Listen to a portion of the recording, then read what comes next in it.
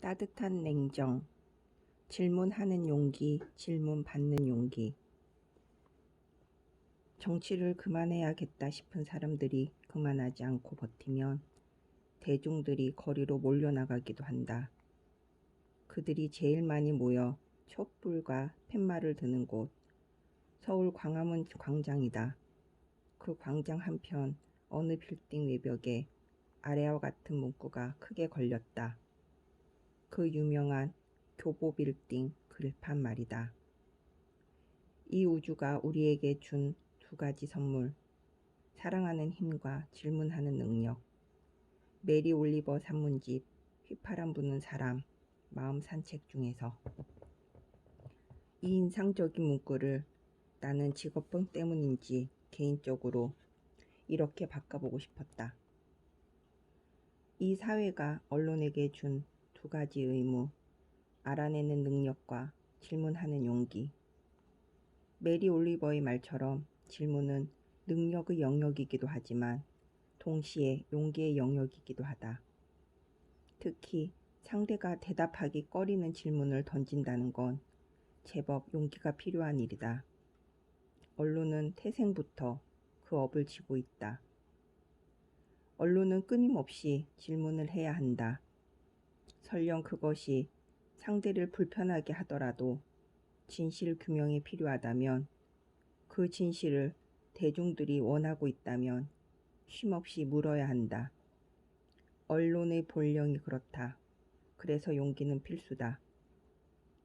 질문한 용기가 없으면 받아쓰기 말고 할 게 없다. 특히 권력자들을 상대로 당당하게 질문하려면 적지 않은 과단성이 필요하다.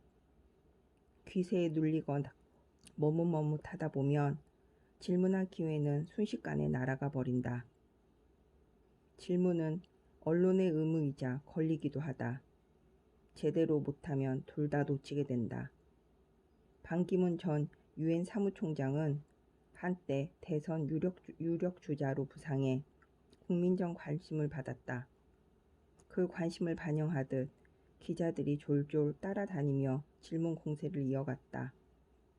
민감한 질문도 제법 많았다. 주로 한일 관계에 대한 질문이 그랬다. 유엔 수장으로서 위안부 문제 등에 대해 어떤 공식 입장을 취해왔는지 물었다. 반 전 총장으로서는 상당히 공격적이고 불편한 질문이었으리라. 어느 날은 그도 어지간히 지친 모양이었다. 지자 간담회 자리에서 이런 말을 하고 말았다. 위안부 문제에 대해서 답변 안 하겠습니다. 앞으로 계속 저 따라다니면서 위안부 문제가 어쨌다 이런 거 질문하지 마세요. 더 이상 특정 질문은 하지 말라고 딱 잘라 말한 것이다. 그 심정도 이해를 못하는 바는 아니다. 오죽 답답했으며 그랬겠는가 싶다.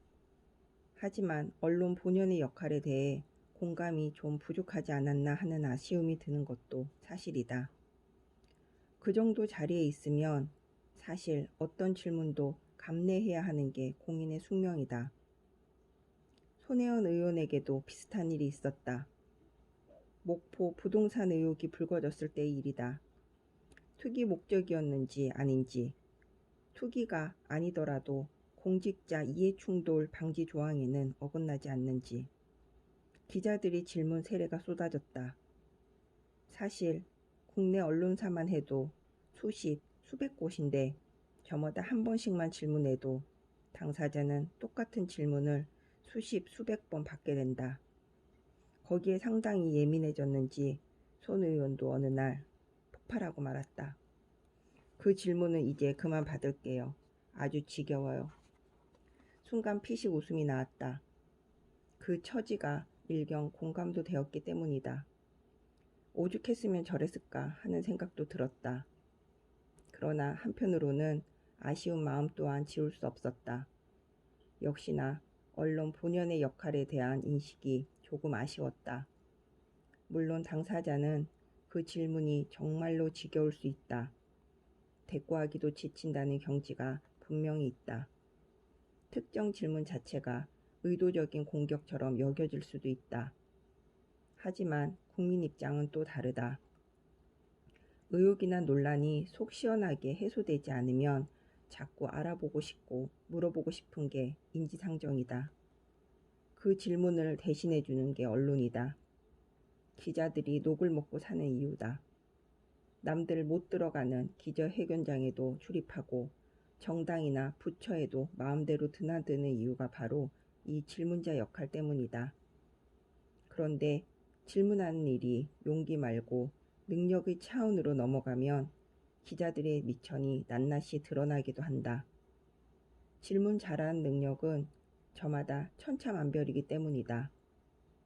질문을 잘한다는 건 적절한 질문을 적절한 타이밍에 던지는 것이기도 하고 상대의 답변을 잘 이끌어내는 것이기도 하다. 이 문제에 있어서는 숨을 구멍이 없다. 용기가 없는 건 슬쩍 뒤로 숨는 방법이라도 있지만 능력이 없는 건 그대로 까발라져 망신살이 된다. 그 유명한 오바마 전 대통령 기자회견 일화가 그렇다. 오바마 전 대통령이 한 국제회의장에서 한국 기자들에게 질문할 기회를 주었을 때의 이야기다. 아무 질문이라도 좋으니 해보라고 멍석을 깔아줬는데 갑자기 벌어진 일이라 그런지 아무도 나서지 않았다. 사실 갑자기였다고 해도 그렇지 질문할 게 항상 있어야 하는 게 기자다. 질문할 게 없으면 도대체 회견장에는 뭐하러 간단 말인가.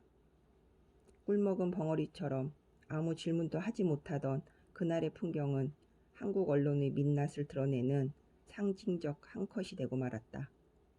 보다 못한 중국 기자가 마이크를 가로채 질문 기회를 가져가 버렸다.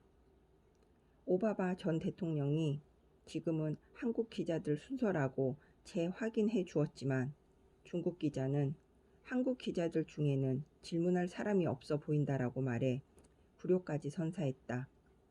하지만 어쩌겠는가. 그게 사실인데 요즘 말로 치면 팩폭이었다. 그 장면을 한국 네티즌들이 고스란히 영상으로 돌려봤다. 질타가 쏟아졌다. 모든 기자들이 톡톡히 망신살을 치러야 했다. 초거물급 인사 앞이라 말문이 막혔던 건지 다른 나라 대통령이라서 딱히 궁금한 게 없었던 건지 아니면 글로벌 리더와 대화할 깜냥이 안 되었던 건지 자세한 내막은 모르겠다. 하지만 분명한 것은 할 일을 못했다는 점이다. 그래서 여론의 맹비난을 살 수밖에 없었다. 이 총국은 지금까지도 무능력한 한국 기자들이 상징처럼 회자되고 있다. 반박의 여지가 없는 흑역사다. 그날 그 회견장에 있었던 기자들에게 오바마 전 대통령이 전한 이야기까지 들려주면 더 창피해질지도 모른다.